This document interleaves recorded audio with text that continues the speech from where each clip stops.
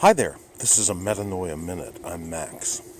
Neville Goddard has a lecture called Job, Your Biography.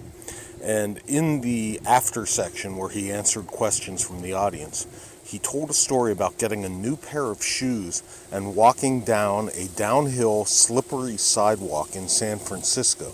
And he went down on his back and threw out his back, and he said, I was in excruciating pain, but it forced me to use the law to get out of it. He was in excruciating pain, but it forced him to use the law to get out of it. I would like to suggest something that I'm trying, that if you're looking at the world, at your country, at your fellow citizens, at your elected leaders, and thinking, God, this is fucked. What do I do? It's hopeless.